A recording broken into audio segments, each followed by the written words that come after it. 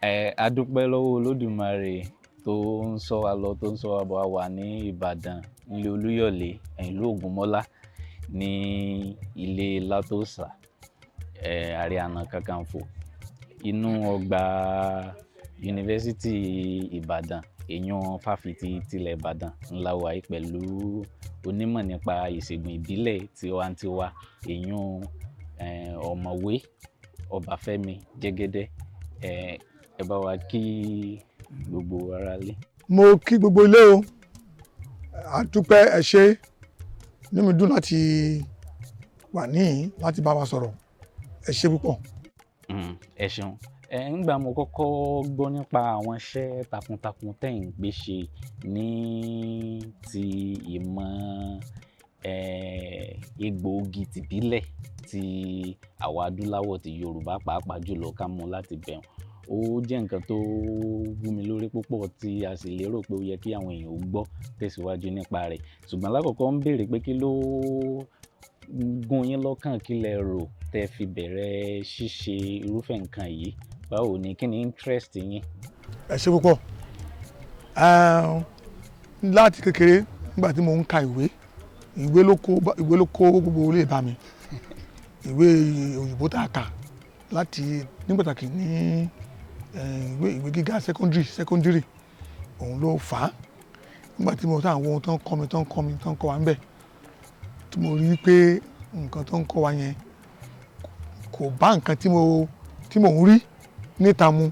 So nǹkan tá à ń kọ́ nínú ọgbà ilé ìwé, tá a bá dé àdúgbò wa kò tiẹ̀ súnmọ́ ara wọn rárá. Mo máa rò pé kí mo wá ń lọ ṣe nínú ilé ìwé tó lọ lọ́hùn. Mo wá rò wípé ó gbúdọ̀ ní ọ̀nà kan tí àwọn babaláwa tó fi ń ṣe nǹkan tí wọ́n kọ́ wa, tí wọ́n jẹ́ ká mọ̀ nípa ẹ̀. Èèyàn thinking outside of the box. Bẹ́ẹ̀ ni sà, pé mo gbúdọ̀ wá ọ̀nà yẹn, ni mo gbé kí n wá bẹ̀ sí ní wá ọ̀nà yẹn nígbà tí mo wà ní ilé ìwé gíga girama. Ṣùgbọ́n ó tún lọ bẹ́ẹ̀, àti mo wá dẹni tó ń kọ́ iṣẹ́ àlùfáà ṣọ́ọ̀ṣì gẹ́gẹ́ bí pásítọ̀. Tí mo bẹ̀rẹ̀ sí ní kọ́ṣẹ́ yẹn ni wọ́n tún kọ́ mi nípa church history, wọ́n tá ń pè ní bí ẹ̀sìn ìgbàgbọ́ ṣe dé sí ilẹ̀ Nàìjíríà. Mo wá rí wípé nǹkan tó ń pè ní mú wọn lẹ́rú ó pọ̀ jù nínú gbogbo nǹkan tí àwọn òyìnbó wá ṣe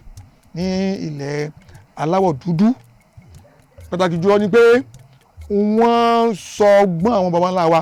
wọ́n sọ di yẹ̀yẹ́, wọ́n sọ di bẹ́ẹ̀, wọ́n sọ di gbẹ̀fẹ́. Wá ní èyí ká lọ sí ilé, ká wo ọ̀nà tí àwọn baba ńlá wa tó fi ń tẹ́ ìṣòro ní kọ̀ọ̀kan. Ìṣòro òṣèlú ni o, ìṣòro tí ìjà ọkọlọ́kọláya ni o, fámìlì ni o, ìṣòro tí àtijẹ ni o. Mo wá ní pé kí n kó wá wo ìṣòro tí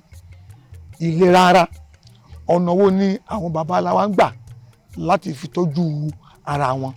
Nǹkan tó tì mí sí di kínní ni. Ìyẹn mo wá fẹ́ ṣe láti máa fi tako tòyìnbó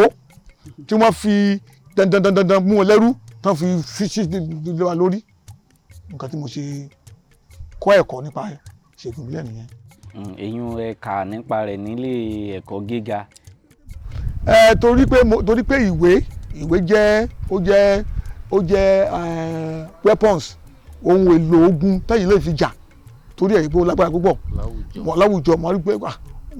ó yẹ kí n kúkú fi ọ̀nà ìwé, kí n fi ọ̀nà ìmọ̀ ti òyìnbó yẹn gangan, kéèyàn lọ gbọ́n òyìnbó yẹn gangan láti fi tako òyìnbó àti láti gbé ọgbọ́n ti ilẹ̀ ìwà ga. Ọgbọ́n yẹn lèmi wá nínú nílẹ̀ wá bẹ̀ sí ní kọ́.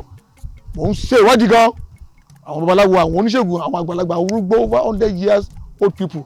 àwọn tó ti dàgbà tó ti wà láyé, mi fi wọ́n lẹ̀, wọ́n ń jókòó tí wọ́n kọ́ mi, wọ́n fún yẹn mọ̀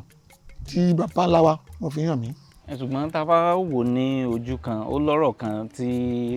èmi àtẹnìkan máa ń sọ wípé bàbá lẹ́nìkan ò gbọ́n, ó yẹ ká béèrè pé àbẹ́nìkan ọ̀jọ̀gbọ́n ni, àbẹ́nìkan ọ̀mọ̀wé ni, wípé nínú òṣùwọ̀n wo, ṣé western standard ni làfin tó sùn, because tá a bá ń sọ wípé èèyàn ó mọ̀wé ó ṣe kinní ní òde òní nísìnyí ọ̀pọ̀ àwọn èèyàn gẹ́gẹ́ bẹ́ẹ̀ ṣe sọ náà pé tẹ̀síwájú nílé ẹ̀kọ́ gíga láti lọ kà ń pa rẹ̀ because ká tó lè sọ̀rọ̀ pé èèyàn sọ̀rọ̀ pé as a scholar now ó di dandan kó gbọdọ̀ wà ní ìlànà ẹ̀kọ́ wípé that is western education lẹ́nu but ẹ̀yin ń ṣiṣẹ́ nílànà bẹ́ẹ̀ láti kọ́ nípa ti ìṣègùn ìbílẹ̀ àti láti wá ojútùú sí àwọn ìṣòro tó ń dojúkọ wá nílẹ̀ adúláwọ̀ bí n bá gbọ́ yín yé ṣùgbọ́n tí n bá wá ní kí n bẹ̀rẹ̀ nínú ọ̀rọ̀ yín ní inú àwọn ìwádìí yín tẹ́ ti ń ṣe kí ni àwọn ọ̀nà tẹ́ ti rí àbí pé ojútùú wo ipasẹ̀ ọ̀nà wo la lè tọ̀ láti fi wá ojútùú sí àwọn nǹkan tí ó ń dà wá láàmú ìròrí wa ìrònú wa gẹ́gẹ́ bí adúláwọ̀ tí wọ́n ti fi àìmọ̀kànmọ̀kàn tí wọ́n ti jẹ́ ká feel inferior tó jẹ́ ká kéré sí irú ẹni tá a jẹ́ gangan táwa gangan àmọ́ iye ara wa kí ni àwọn nǹkan tí ẹ ti bá pàdé àti àwọn nǹkan wo lẹ́lu mẹ́nu bà. ṣe rí ìwé tèmi kà ó lè sọ pé kò pọn dandan kí n kàwé kí n tó di ẹni tó máa ṣèṣègùn tó yanrantí ṣùgbọ́n ẹni tó fẹ́ jagun ó gbọ́dọ̀ ní ohun èlò ogun mo wá rí ìwé kíkà gẹ́gẹ́ bí ohun èlò tí mo lè lò tó jẹ́ pé ó máa jẹ́ kí iṣẹ́ yẹn kó yá dáadáa ó lóòótọ́ dẹ̀ ràn mí lọ́wọ́ lóòótọ́ ìwé tí mo kà yẹn ó jẹ́ kí n di gbajúgbajà ó jẹ́ kí n tún lọ lè káàkiri ayé kí n máa lọ káàkiri bá a sọ nípa nǹkan tí mo mọ̀ yìí so pàtàkì ìwé nìyẹn ṣùgbọ́n ká wo dújú ìwé gangan fúnra ẹ̀ gangan a lè pè ní mú ẹlẹ́rú náà níwé náà gbogbo nǹkan tó ń kọ́ wa láti primary school ni o dé university ni o ó fi ń jẹ́ kí ìmúlẹ́rú yẹn kó túbọ̀ bá a pọ̀ sí ni ká má kàn tara wa jẹ so èdè kó ti pé ìwé yẹn wù mí tó bẹ́ẹ̀ ṣùgbọ́n mo kà á kí n bá rí ohun èlò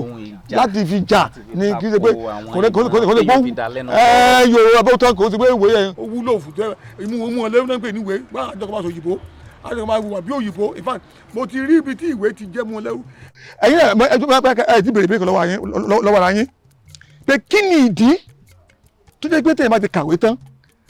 kò sí ni a fẹ́ ṣiṣẹ́ lábẹ́ ẹlòmíì ni ẹ̀ ti bèrè lọ́wọ́ ara yín o pé kí ni ìdí ibù ẹ má bínú kéèyàn jẹ́ pòfẹ́sọ̀ tó bá yí tàyà tán a tún bá wáṣẹ́ lábẹ́ ẹlòmíì ẹ̀ ti bèrè lọ́wọ́ ara yín ìrọ́pọ̀ dìgírì báyìí di wà wá kàbíkẹ́yàn ní máa káàkiri lẹ̀ ó ti di pé ó wà ní ọ̀nà mi mọ́ ọ̀nà kan ṣoṣo tó bá wà nínú brain ẹ̀ nìyẹn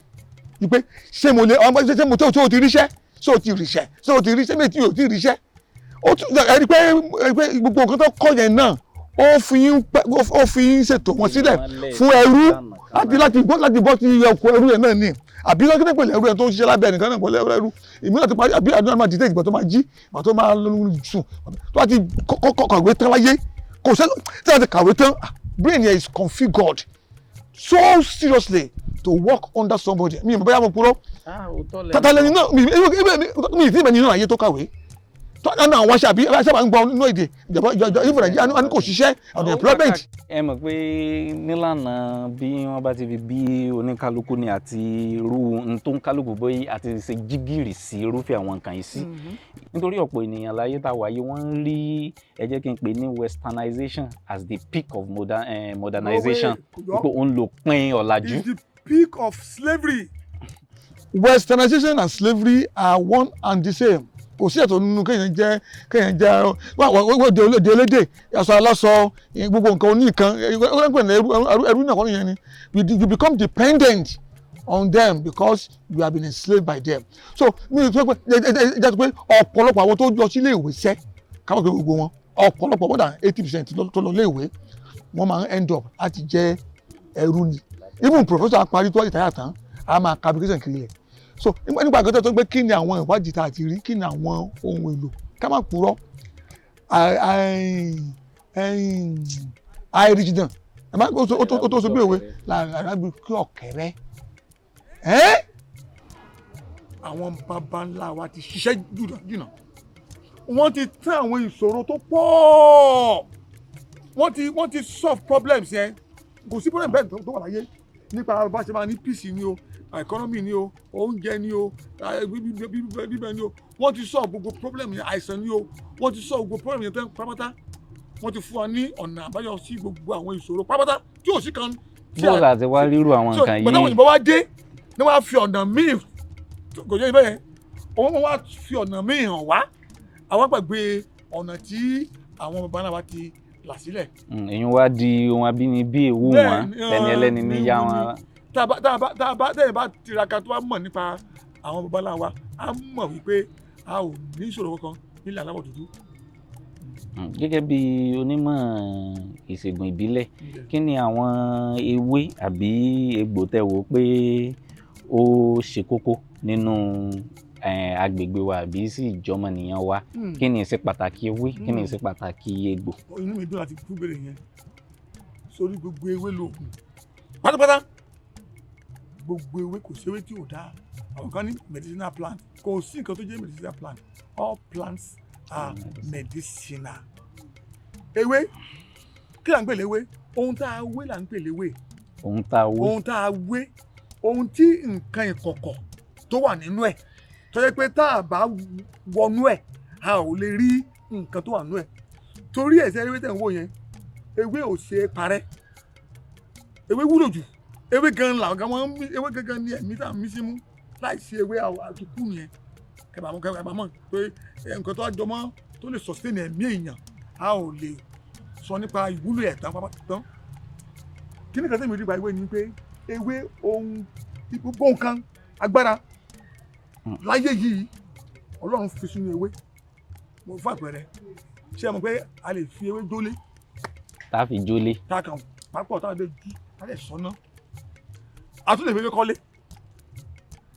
ewé máa ń prevent àrá láti mú kí kílé ṣubú mi lè kọ́ yín níṣẹ́ ìwẹ̀ yín lẹ kọ́ wa ṣe rí ewé àkókò fún àpẹẹrẹ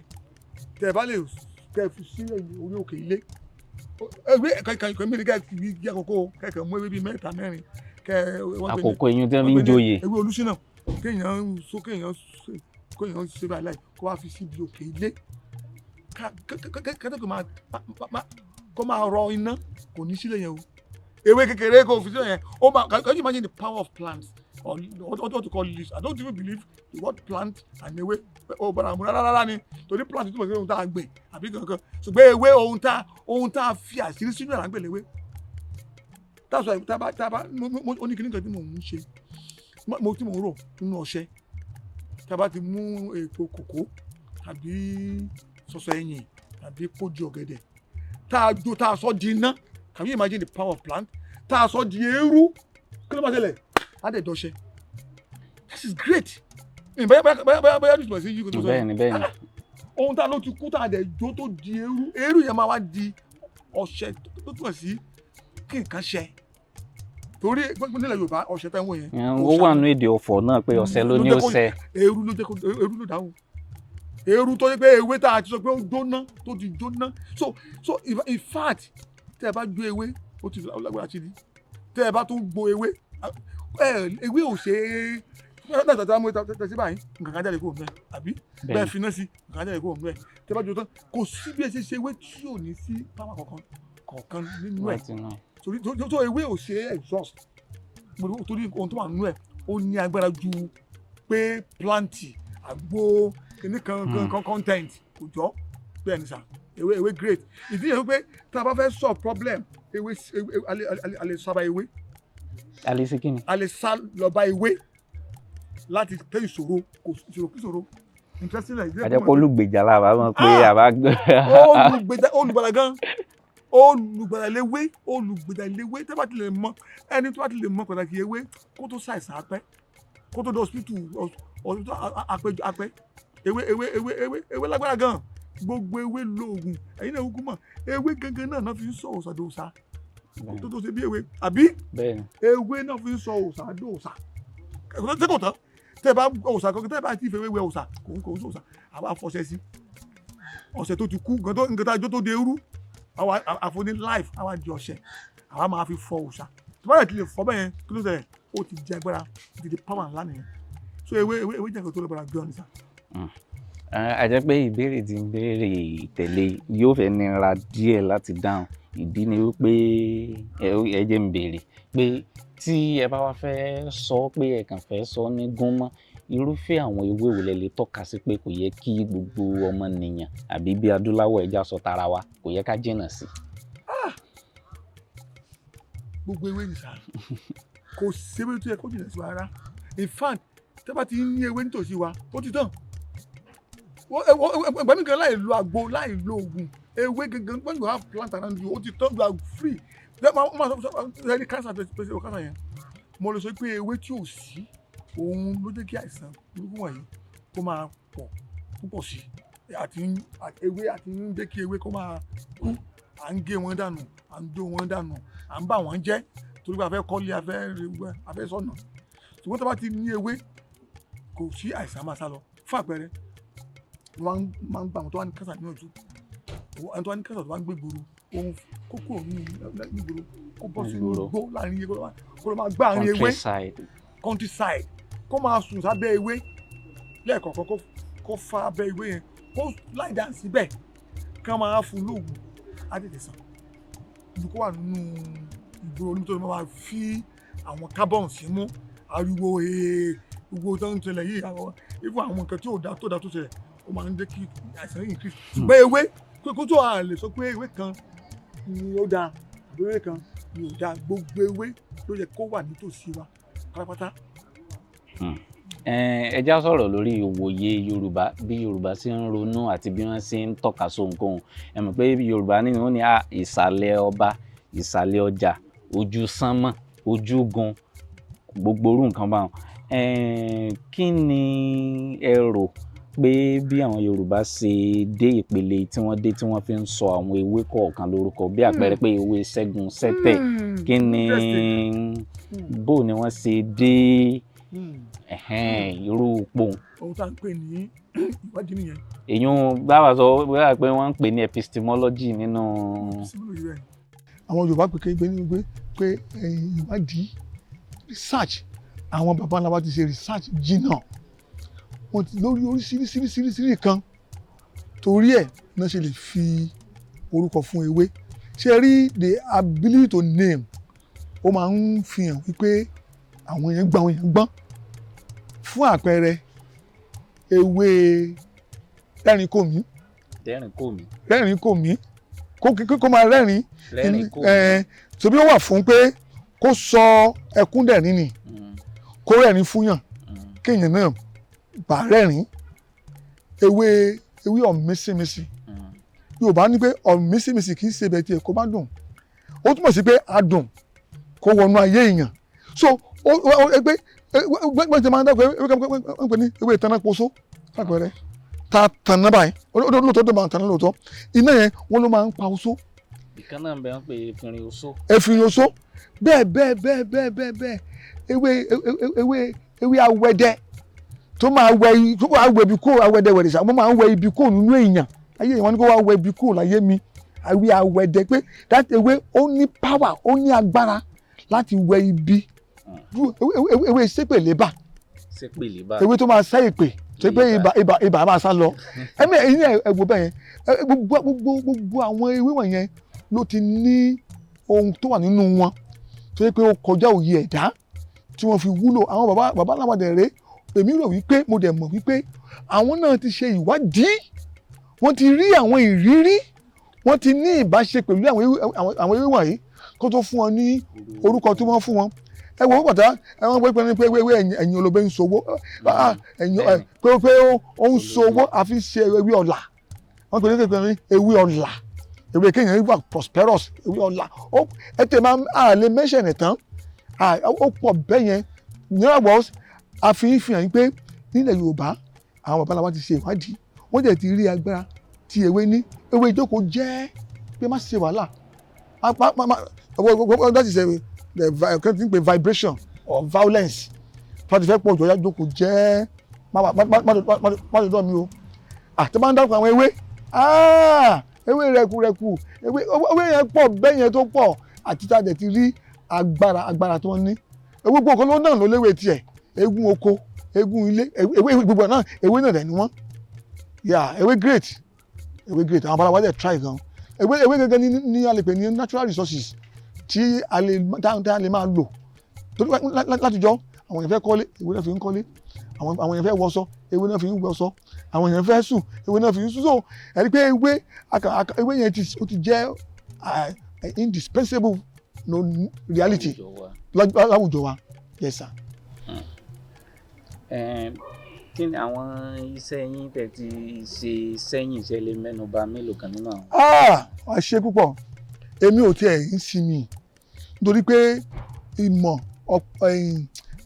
Yorùbá ìmọ̀ nípa ìwòsàn nílẹ̀ Yorùbá bí òkun ni tó bá ti lè wọnú ẹ̀ báyìí a máa wùyàn kéèyàn túbọ̀ máa lọ síwájú nínú ìmọ̀ yẹn ni tó bá ti ń mọ̀ sí bẹ́ẹ̀ ni àìmọ̀ ẹ̀ náà ń pọ̀ sí bá mo ti fẹ́ sọ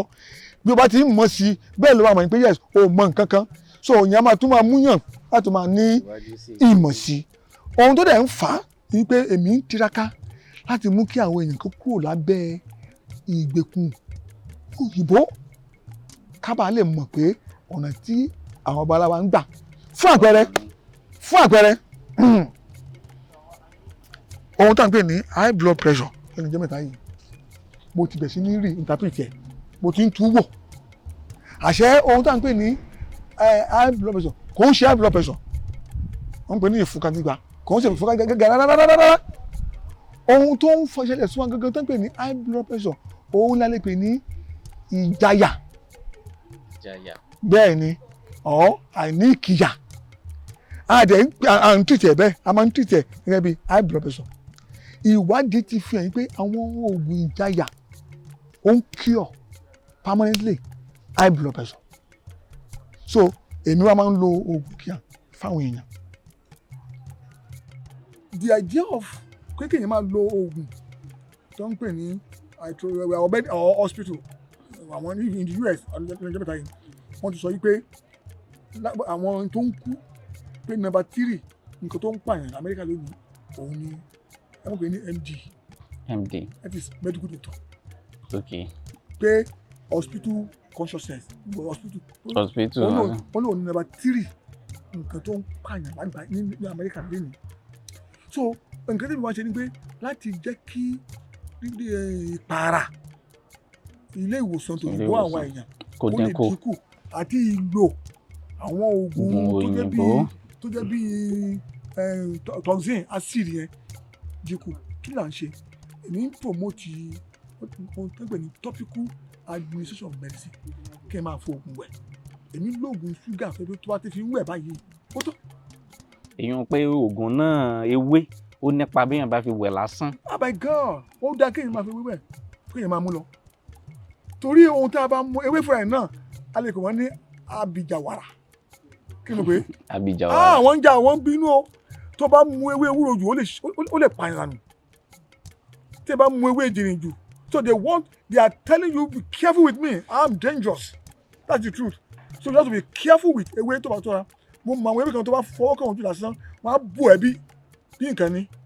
wọ́n á léyìn sá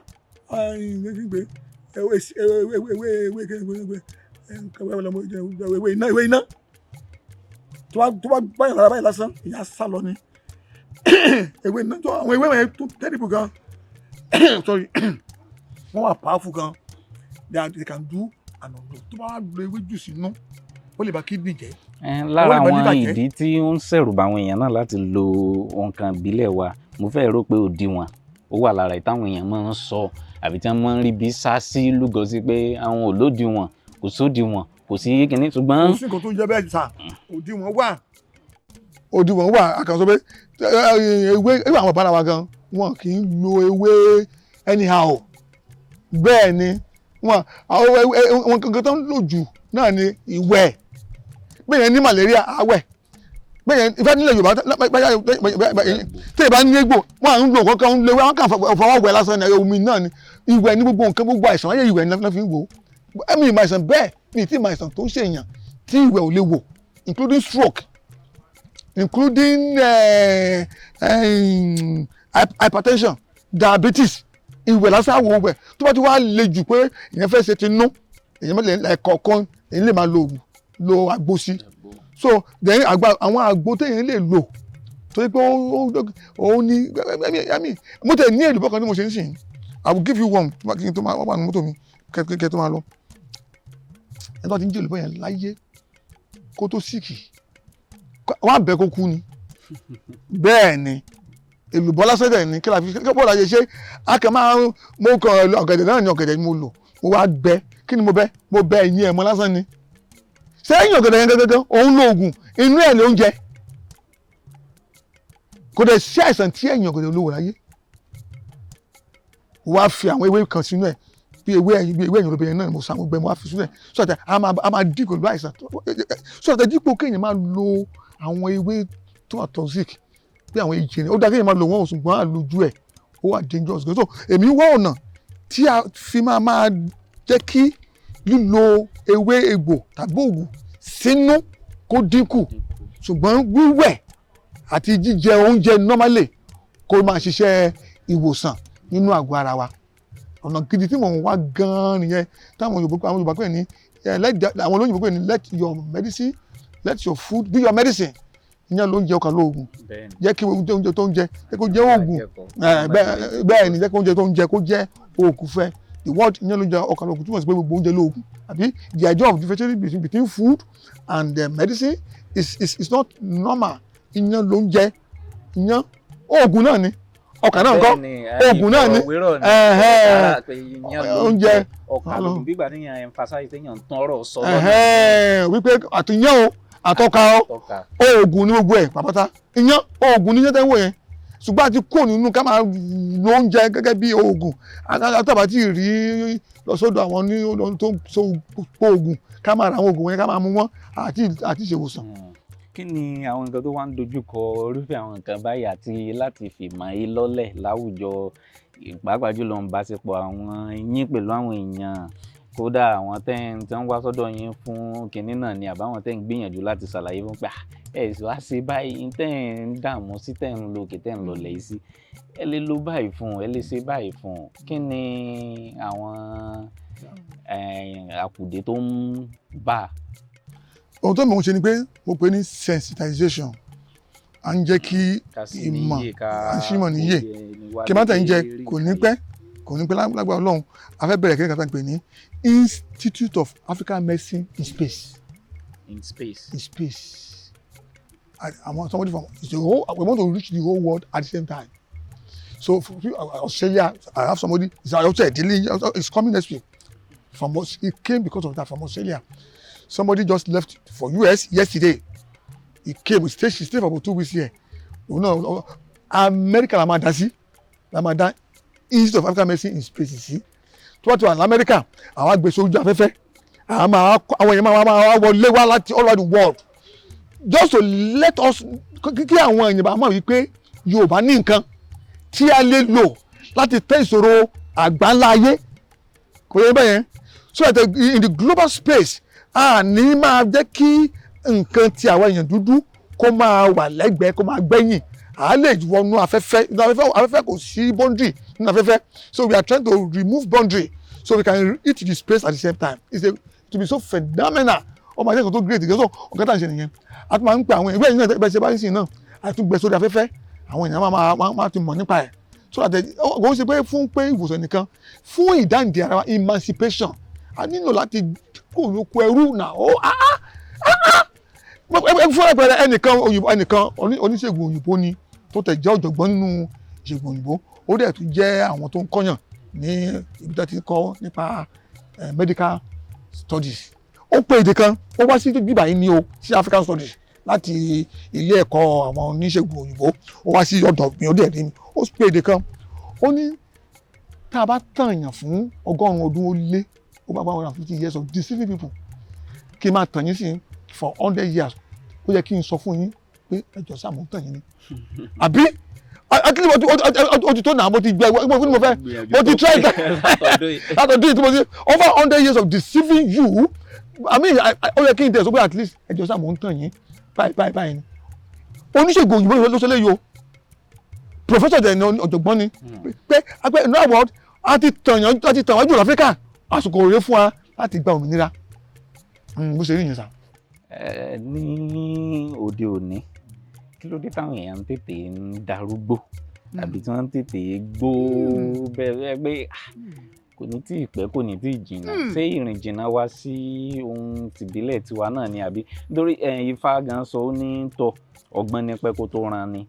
inú òtòrópọ̀n méjì wèrè pẹ́ kó tó ràn yàn. Mo mọ̀ pé n tó nira ni láti sọ wípé a fẹ́ máa sí àwọn èèyàn ń yè láti ṣẹ̀ṣẹ̀ mọ́ ojú ọ̀nà hàn wọ́n pé nǹkan yìí tẹ̀ ń ṣe báyìí mọ̀ ni ó ṣe yẹ kó rí báyìí mọ̀ kọ́ ni ó ṣe yẹ kó rí nítorí pé ẹ mọ̀ ipa kínní yìí ó ti jinlẹ̀ gan ní àwùjọ wa ṣùgbọ́n ní ìwòye tiyín mo fẹ́ kẹ́ ẹ bá mi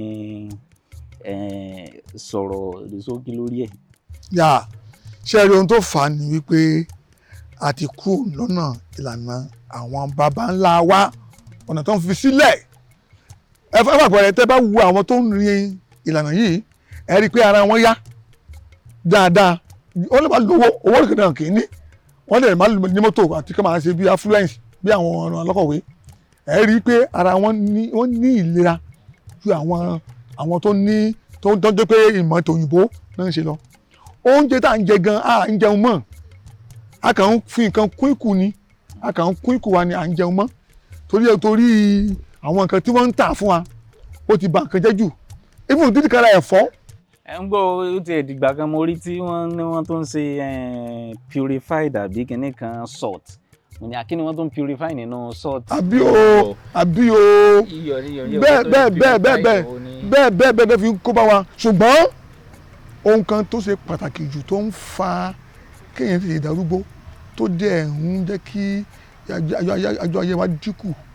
òun ni pé a ti fẹ́ kó ewé kúrò ńlẹ̀ tán. kí wàá là ń jẹ kí là ń mú lò. a ti fẹ́ kó ewé àráyè mí oxygen tó neat símú mọ́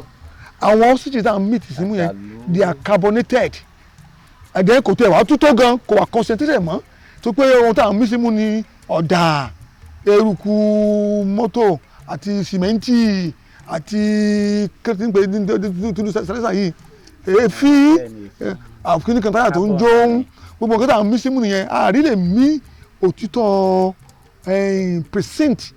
oxygen tí ò wà tó sẹ́dà lù ń bẹ̀ kí má tẹ̀yìn jẹ ohun tó ń pàájù nìyẹn o then omi tá à ń mu gan àmọ́ omi tó dáa mọ́ omi kómi là ń mu wọ́n pè kékeré ní pure water ṣé ẹ rí kò sí kò tó jẹ you don't every water is pure. à ń sọ̀rọ̀ kan gẹ́gẹ́ mọ́ bínú pé mo gé yín kúrò pé omi gan ní ìwòsàn fúnra rẹ̀ omi ní ìsìn tí wọ́n ṣe kíní sí omi máa ń wúra rẹ̀ sàn. ṣé ẹ rí omi you don't prefer water water must purify itself for water to be water for water to be water omi omi àti water yàtọ̀ síra wọn completely torí omi túmọ̀ sí nǹkan tó mí nǹkan tó ní life nǹkan tó form everything lápẹ́ lómi nílẹ̀ Yorùbá it is energy gidigidi ni so tí a bá ti ń wo omi tí omi bá ti di pé à ń ṣẹ̀ṣẹ̀ máa gbélé náà kó tó di pé à ń mú a ti pa omi yẹn nìyẹn omi tá a gbélé náà ti kú àti pa kò lè ṣe lára wa omi tá a mú ó ń ba ayé wa jẹ́ tó pọ̀ jù so a good water is a living water òun lè ní fi máa ń ṣe ọṣẹ tá a pè ní dásáká ọṣẹ yẹn tó ti fi omi jẹ màá kàn fi wọ́n ọṣẹ dúdú ni màá dẹ̀ púpọ̀ tẹ́ bá fi wẹ̀ ẹ sùn bí pọ̀nmọ́ ẹ dàbí bèbí ni tẹ́ bá ní ká gbé odidi kìíní ìwà ẹgbẹ́ egungun yá jáde wá ni ẹ rí ewu ẹ̀fọ́ ẹ rí òòṣà ni ṣé ẹ rí kẹ́lẹ́ báwo ni fẹ́ rí ẹkùn báwo ni fẹ́ rẹ́kùn ọṣẹ yẹn so ara omi ti kó nínú èdè omi lásán ni